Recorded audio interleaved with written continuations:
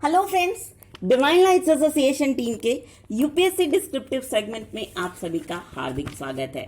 दोस्तों, आज हम पढ़ने वाले हैं Kohala hydro electric power project.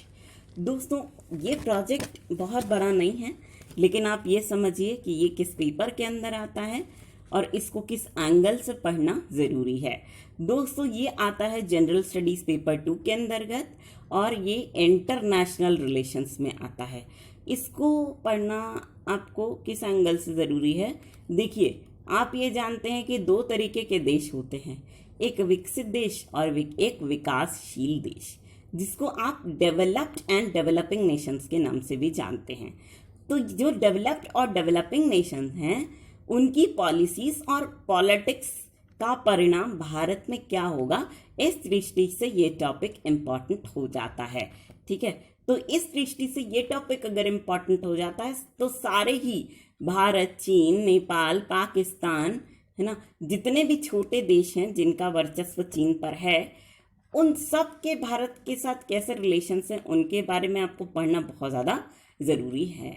ठीक है, तो आप पढ़ लीजिएगा उन सबको। आजकल लेटेस्ट नेपाल के साथ चल रहा है, बिल्कुल आप वो भी उठा के पढ़िए, सारे जितने भी विवाद हैं। ठीक है, तो आप अलग अलग कॉन्टेक्स्ट में जो भी रिलेशनशिप से रिलेटेड क्वेश्चंस यूपीएससी में पूछे जाते हैं, उनके जवाब आसानी से आप दे पाएंगे। तो फिलहाल चलिए कोहाला पे फोकस करते हैं। 3 ही पॉइंट्स हैं इसके, तो सुन लेते हैं। चीन और पाकिस्तान के मध्य हुआ हाइड्रो इलेक्ट्रिक पावर प्रोजेक्ट समझौता अपने अंतिम चरण पर पहुंचा। ये project China Pakistan economic corridor के भीतर लॉन्च किया जाएगा। अब है समझौते के महत्वपूर्ण बिंदु। पहला, इस प्रोजेक्ट को पाकिस्तान अधिकृत कश्मीर में सेटअप किया जाएगा। दूसरा, इसे झेलम नदी पर बनाया जाएगा।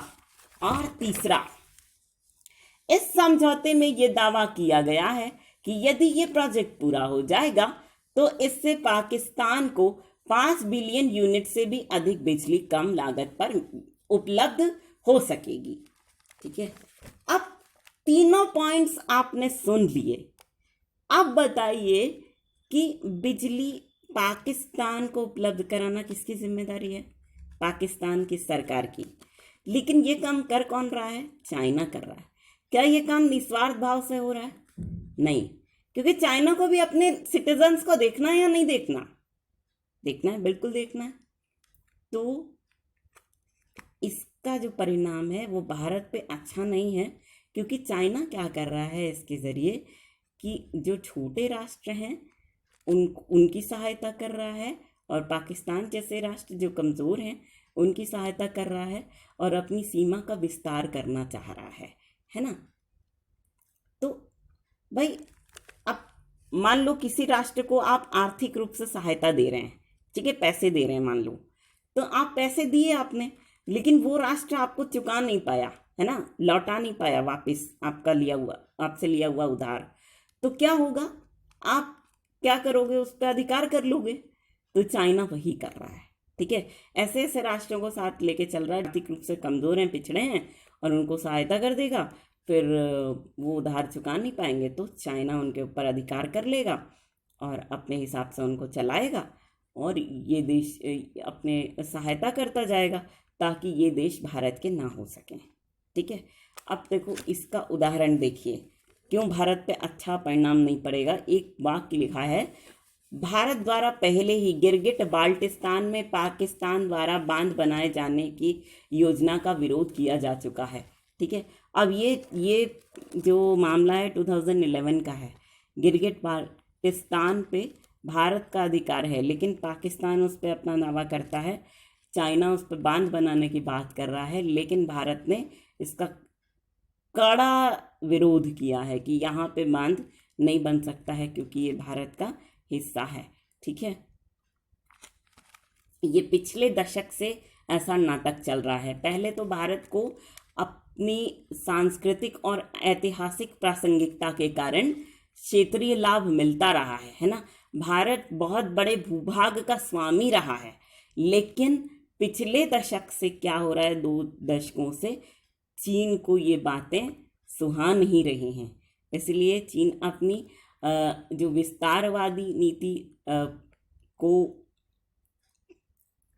अमल में लाने के उद्देश्य से ये सारे काम कर रहा है ना।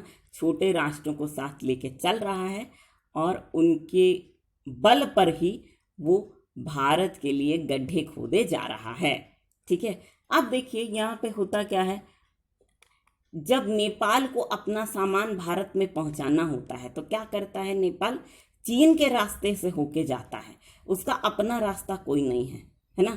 बिना चीन गए हुए नेपाल भारत तक पहुंच नहीं सकता।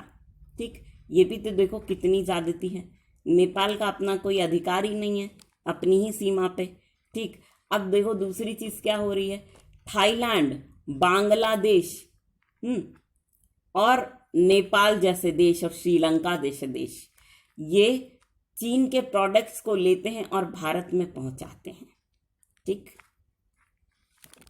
तिब्बतियों के शरणार्थियों का जो मामला है, भारत की जितनी जनसंख्या है उसको भारत नहीं पाल पा रहा है, लेकिन शरणार्थी आ गए और उन्होंने क्या किया, जो बैलेंस है, जो डेमोग्राफिक बैलेंस है भारत का, उसको बिगाड़ा है ना।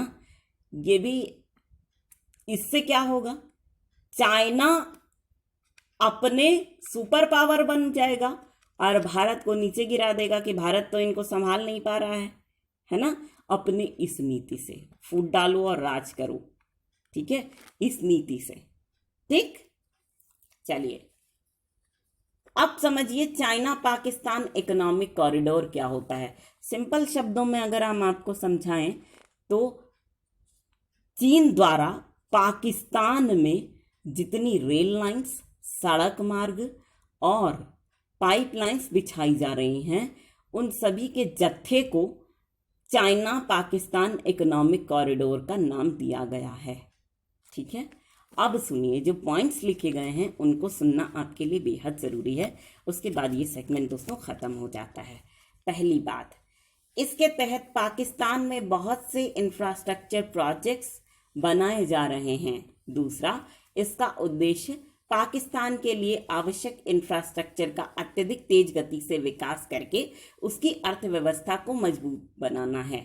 तीसरा, ये उद्देश्य आधुनिक यातायात नेटवर्क के निर्माण, कई ऊर्जा परियोजनाओं और स्पेशल इकोनॉमिक जोन्स के निर्माण के जरिए पूरा किया जा सकेगा।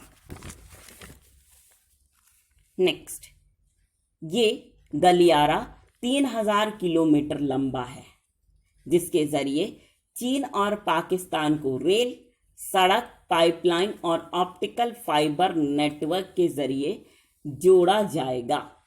ठीक है, अब देखिए दोस्तों हो क्या रहा है, या ये जो परियोजना है चीन पाकिस्तान इकोनॉमिक कॉरिडोर, सीपैक जिसको बोलते हैं, ये इसका अप्रूवल मिला था 2013 में, ये बनना स्टार्ट हुआ था और 2015 में बना पूरी तरीके से, लेकिन अभी इसके अंदर और भी इंफ्रास्ट्रक्चर्स बन रहे हैं।